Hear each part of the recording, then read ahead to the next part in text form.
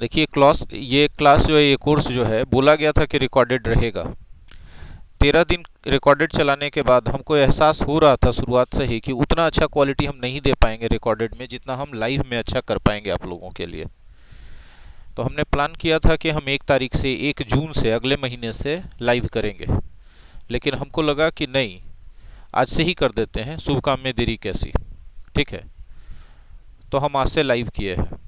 हम लाइव में पढ़ाना शुरू करें इससे पहले हम चाहेंगे कि आप एडिटोरियल कैसे पढ़ें जिससे कि आपका स्कोर बढ़ जाए सेट प्रैक्टिस में और अल्टीमेटली एग्ज़ाम में जाके। इसके लिए कुछ चीज़ें हम बताना चाहेंगे, उसको गौर से सुनेंगे आप देखिए, हर एडिटोरियल का जो पीडीएफ आपको दिया जाता है ऐप पे, कभी कभी कुछ एडिटोरियल का पीडीएफ टेलीग्राम पे भी दिया जाता है। तो एडिटोरियल जहाँ पर ख़त्म होता है उसके नीचे बहुत लंबा चौड़ा वोकेबलरी 50-60 वर्ड कम से कम रहता है ना।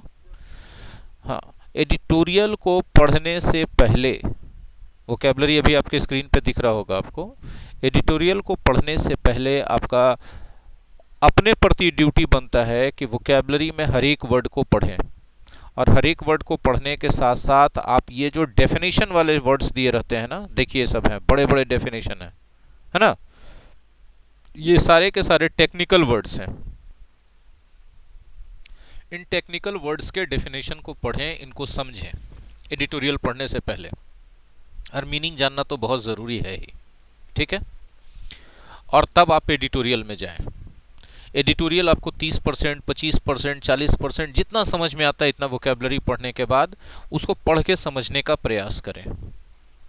ठीक है, उसके बाद आप मेरा रिकॉर्डेड वीडियो देखें या लाइव क्लास अटेंड करें। अगर आप इतना किए बिना रिकॉर्डेड वीडियो देखते हैं या लाइव क्लास अटेंड करते हैं तो यकीन मानिए कि आपको वो लाभ नहीं मिलेगा जिसको आप सोच के इस कोर्स को अटेंड किए।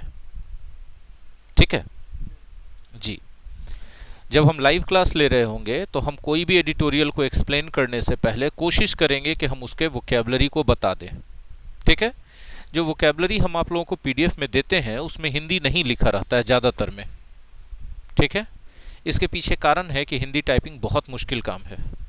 ठीक है, और बहुत टाइम टेकिंग है, और चूंकि हम लाइव क्लासेस या वीडियो रिकॉर्डेड में हिंदी मीनिंग समझा देते हैं इसलिए लिखते नहीं हैं कि अगर आपको हिंदी की ज़रूरत होगी तो वहाँ आप वीडियो को पॉज करके, लाइव कर रहे हैं तो लाइव के बाद भी तो बैकअप मिलता ही है, रिकॉर्डेड बैकअप मिलता है ऐप पर, तो आप उसको पॉज कर करके मीनिंग को नोट कर सकते हैं, हिंदी मीनिंग को। ठीक है, जिससे आपको लाभ ये मिल जाएगा हिंदी मीनिंग को लिखने से कि आपको बाद में रिवीजन करने में कम समय में आसानी से समझ में आ जाएगी चीज़ें। ठीक है, आप अभी अपने सामने देख पा रहे होंगे 14 मई 2021 के द हिंदू एडिटोरियल, जिसका टाइटल है टेम्पररी रेस्पाइट, उसका वोकेबलरी। राइट, तो जो टाइटल है टेम्पररी रेस्पाइट, चलिए शुरुआत कर देते हैं पढ़ाई की। अब हमने आपको तौर तरीका तो बता दिया कि आपको कैसे करना है जी।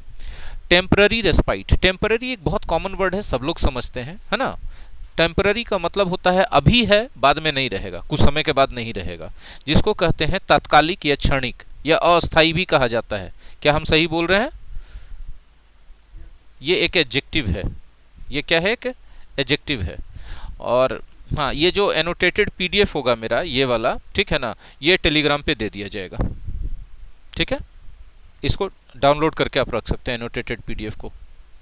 ठीक है, और जो लोग यूट्यूब पे देखेंगे उनको भी बता दें कि टेलीग्राम चैनल का नाम है सोनीज ट्यूटोरियल क्लासेस और माई एग्जाम स्टडी, दोनों पर दिया जाएगा। आप दोनों में से कहीं भी आ सकते हैं, दोनों जगह पे आ सकते हैं, वहाँ से डाउनलोड कर सकते हैं। ठीक है, और रेस्पाइट एक नाउन है यहाँ पर। रेस्पाइट का मतलब होता है राहत। हम आपको इसको दैनिक जीवन के शब्द से जोड़ के सिखाते हैं। खेल खेलते रहते थे तो बीच में कहता है इसका सुस्तावे दो यार, थक गए। तो ये जो आप थोड़ा देर सुस्ताते हैं ना, ठीक है, यही रेस्पाइट है। आप इसको नहीं कह सकते हैं रेस्ट, कह सकते हैं कि नहीं? आप इसको कह सकते हैं कि नहीं ब्रेक, आप इसको कह सकते हैं कि नहीं इंटरवल। तो आपको बहुत सारा साइनोनिम्स मिल गया, अभी वर्ड समझ में आने लगा पूरी तरह से, है ना। तो देखिए, रेस्ट है, ब्रेक है, इंटरवल है, जाहिर सी बात है इंटरमिशन भी कह सकते हैं, हॉल्ट भी कह सकते हैं कि नहीं कह सकते, है ना।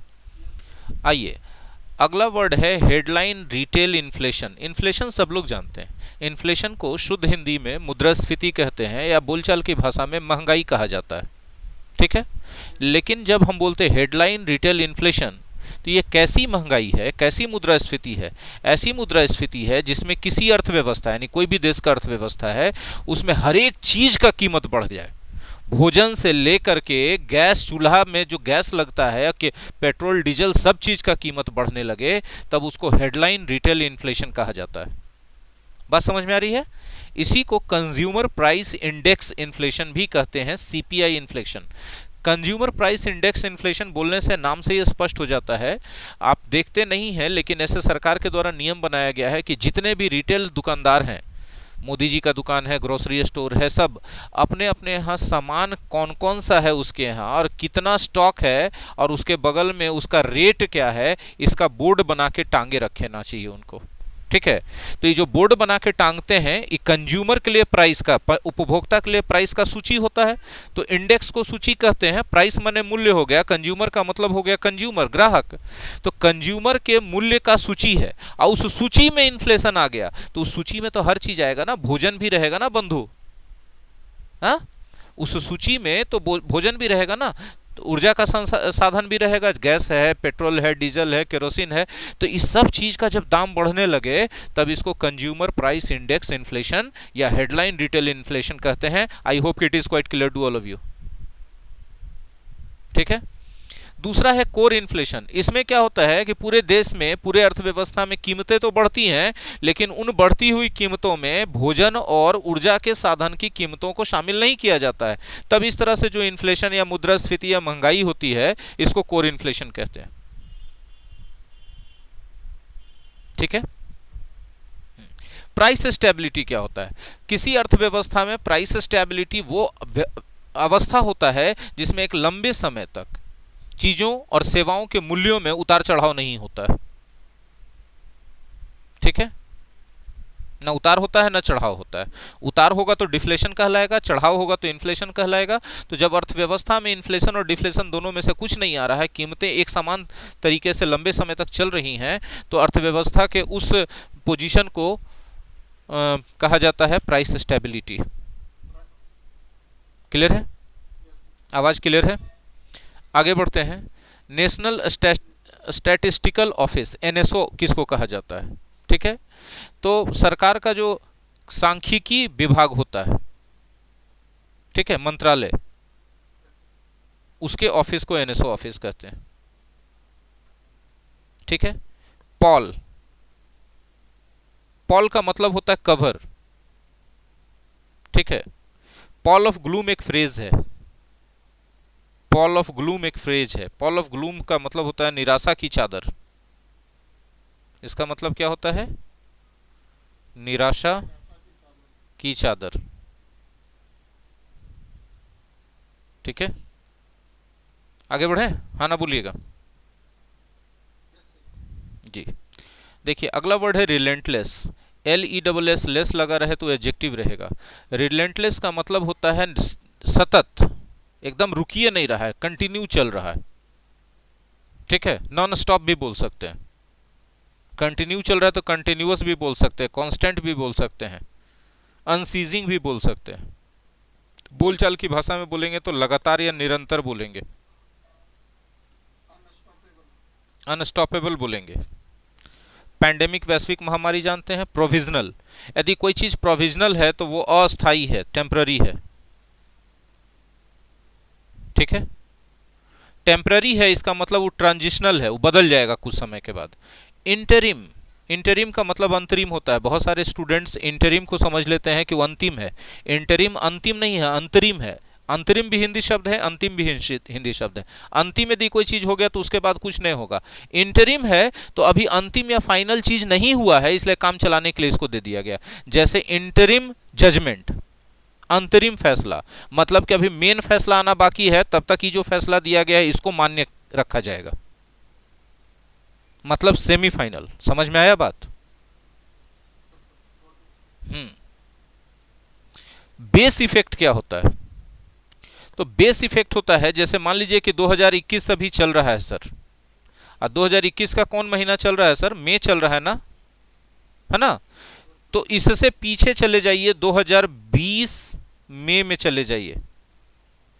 इसकी तुलना में 2020 मई की तुलना में 2021 मई में जो इन्फ्लेशन या डिफ्लेशन आएगा, इन्फ्लेशन या डिफ्लेशन, महंगाई होगा या फिर मुद्रास्फीति होगा, महंगाई बढ़ेगा या कीमतें घटेंगी, तो इस घटाव, इस वृद्धि या कमी को बेस इफेक्ट कहा जाएगा।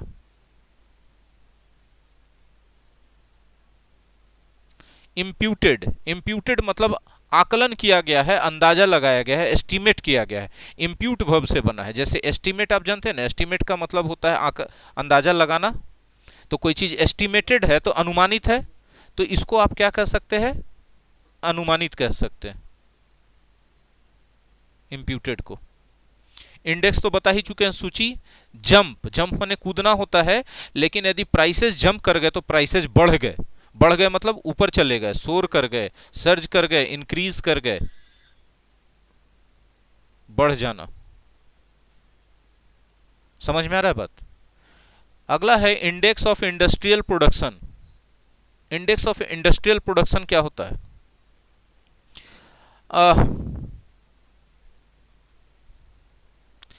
देखिए इसका डेफिनेशन लिखा है, एक कंपोजिट मतलब combined indicator that measures the change in the volume of production of a basket of industrial products during given a period with respect to the volume of production in a chosen base period. देखिए भाई होता क्या है, आप समझिएगा मेरी बात को, जो हम समझाना चाह रहे हैं कि हम लोग के जैसे जैसे अर्थव्यवस्था का उतार चढ़ाव होता है, वैसे वैसे प्रोडक्शन पर भी असर पड़ता है।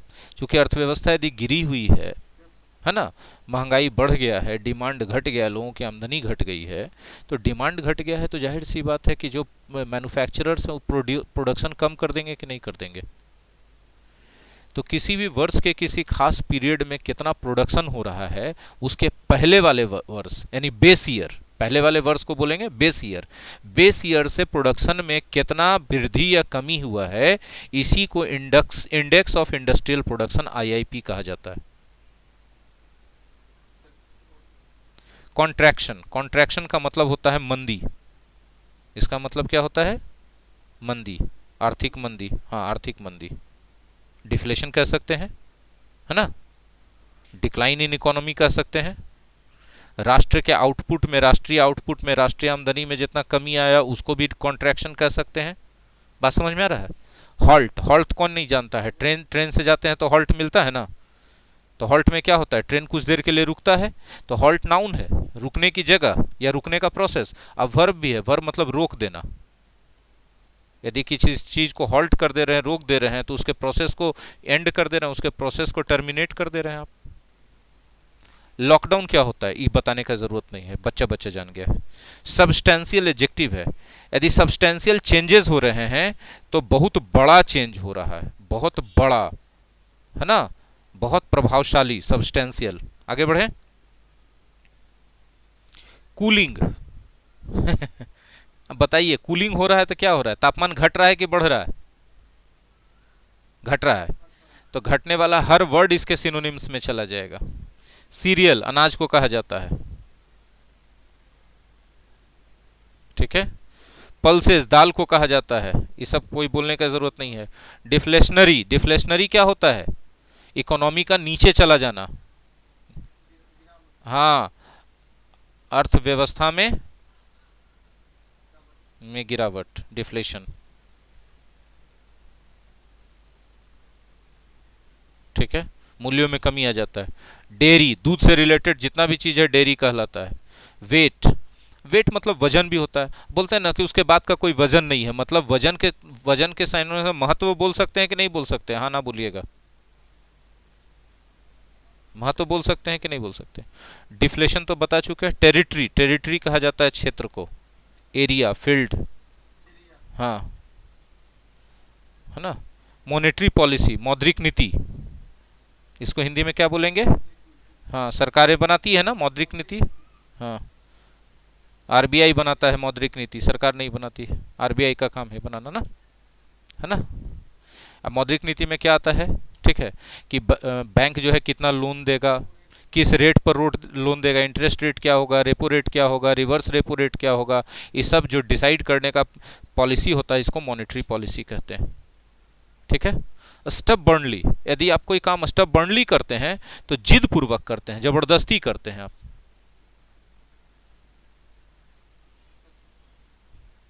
जबरदस्ती पूर्वक करते हैं, आप मानने के लिए तैयार नहीं होते हैं किसी बात।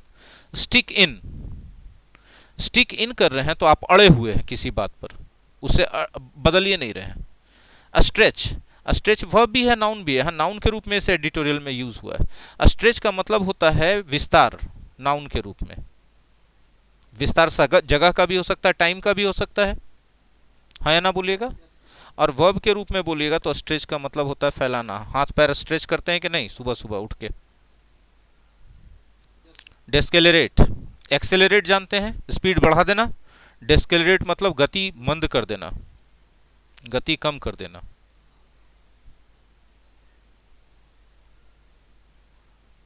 ठीक है। बेवरेज, बेवरेज कहा जाता है कोई भी ड्रिंक को, वो चाहे अल्कोहलिक हो चाहे नॉन अल्कोहलिक हो। ठीक है। सॉफ्ट ड्रिंक हो, हार्ड ड्रिंक हो, कुछ भी हो, इंडियन ड्रिंक हो, विदेशी ड्रिंक हो, बेवरेज ड्रिंक को कहा जाता है, पेय पदार्थ। हिंदी में इसको क्या कहते हैं, पेय पदार्थ। आगे बढ़े।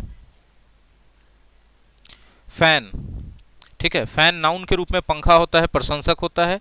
अगर आप किसी काम को फैन कर दिए, बोले झगड़ा को फैन कर दिए, महंगाई को फैन कर दिए, मतलब आप बढ़ावा दे दिए, एनकरेज कर दिए उसको। ठीक है। इन्फ्लेशन महंगाई बता चाहिए। सोशियो इकोनॉमिक, सामाजिक आर्थिक। ठीक है। आर्थिक दोनों से रिलेटेड है तो सोशियो इकोनॉमिक है। ठीक है। क्रिपलिंग, क्रिपलिंग मतलब कमजोर करने वाला, पंगु बना देने वाला।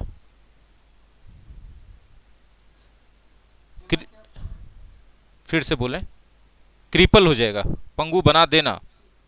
क्रिपल, क्रिपल से बना है, CRIPPLE, क्रिपल होता है ना, CRIPPLE, ये वर्ब है। इसी वर्ब का V4 है क्रिपलिंग। क्रिपल का मतलब होता है पंगु बना देना, इसी से बना क्रिपलिंग।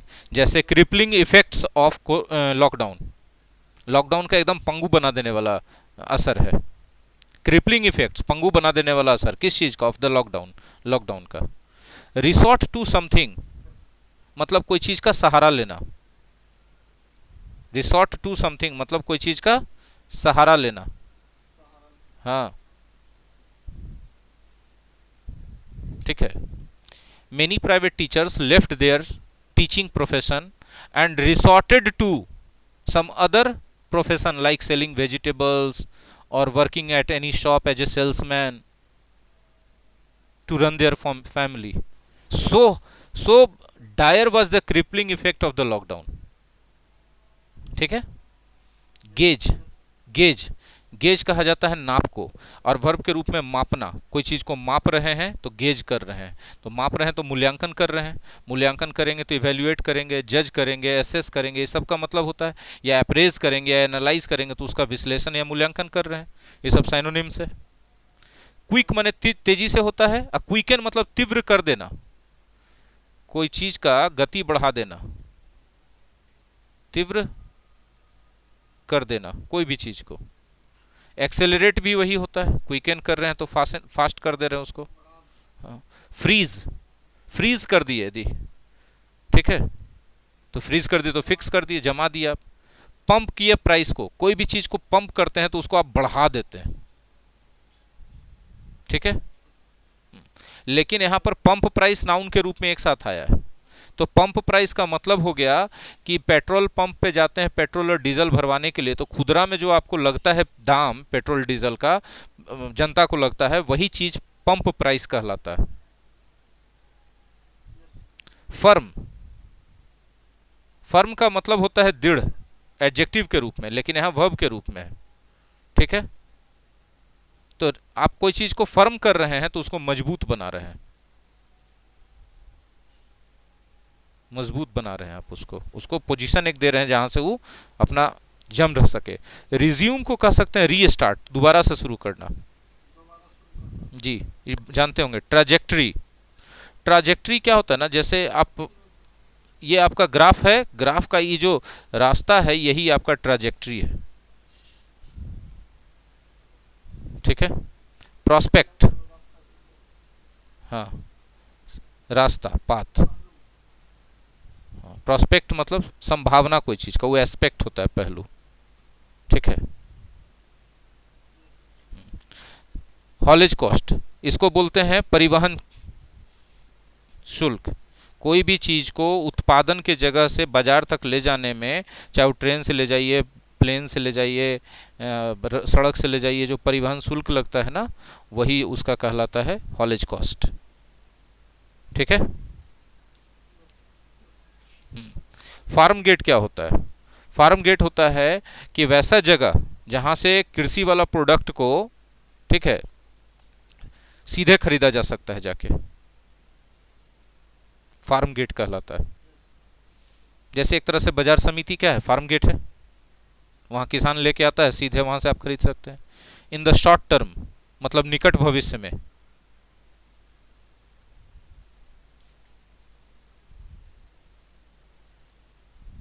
ठीक है। Add to the mix, add to the mix का मतलब परिचर्चा चल रहा है, उसमें सब अपना अपना आइडिया दे रहा है, उसमें आप भी अपना आइडिया दे दिए, तो आपने ऐड टू द मिक्स कर दिया। ठीक है। आउटलुक का मतलब होता है नजरिया, दृष्टिकोण, आउटलुक का मतलब होता है। क्लाउडी यदि कोई चीज है तो अस्पष्ट है वो। यदि कोई चीज क्लाउडी है तो वो क्या है? अस्पष्ट है। हाँ। ठीक है। एड, एड नाउन भी है और वर्ब भी है। वर्ब के रूप में मदद करना और नाउन के रूप में सिर्फ मदद, तो दोनों तरह से एड यूज किया जाता है। इन नो स्मॉल मेजर मतलब बहुत बड़े लेवल पर, बहुत बड़े स्तर पर या मात्रा में। ठीक है।